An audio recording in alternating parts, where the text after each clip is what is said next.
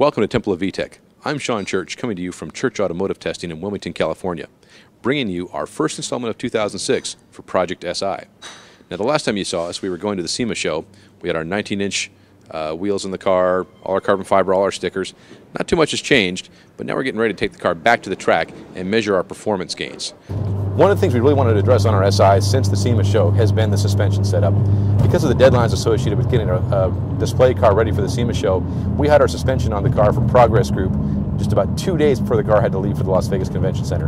It really wasn't enough time. It was a first cut by Progress, and while it was pretty good, there were a couple things we wanted to change.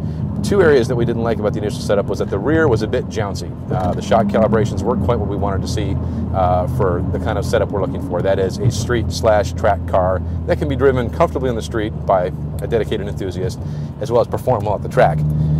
The other problem we had with the suspension setup was that the initial calibration for the front camber was about 5.5 degrees negative. Now, 5.5 degrees of negative camber on the front tires of a front-wheel drive car is actually not a bad setting if you're running race tires. And in fact, we could even tolerate it for the street, given our enthusiast tendencies.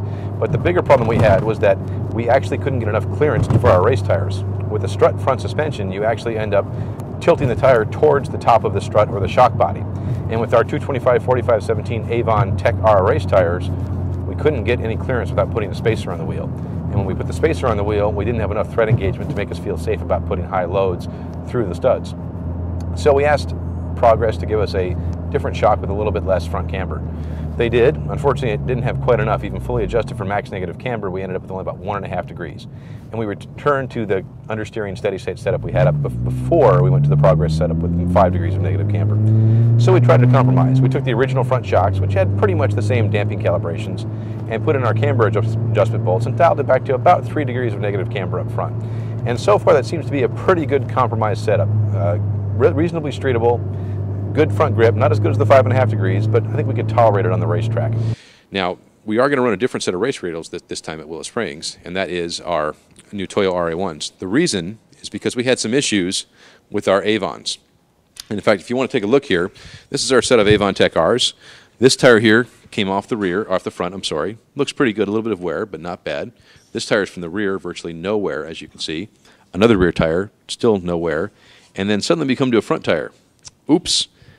At first we thought it might have been an alignment issue, but the car really wasn't pulling, and if it was an alignment issue, we would have expected to wear out the outside edge first.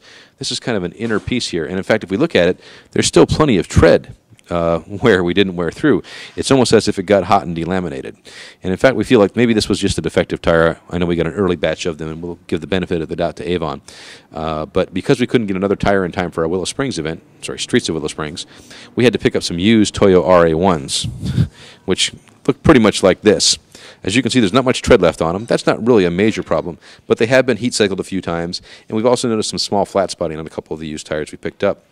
Now, they were free. We have to thank our friends at Special Projects for loaning this to them, or giving us these tires, but they certainly aren't ideal. So in the long run, we definitely have to get new tires and see how that works out for us and see what kind of time improvements we can make. We have to do a couple more things before we take the car to the track. The first is we're going to have to change out the brake pads. And just so happens we've got a set of Carbotech Panther Plus pads from an S2000 that we're going to put on this car. And in fact, I think we're just going to change the front pads out for now because we really don't need to, we don't work the rear pads too much at all. We'll put the Panther Pluses up front and see how they hold up. They're about half used right now. Again, not ideal. We're using some used stuff again on the car, but for this sort of event, it should be fine. All right, you've seen what we have to do to get ready for the track event. But before we go, we're going to take you over to Honda and speak with Doug a little bit about what they've been able to do so far on this 2006 SI and what they have in store for it in the future.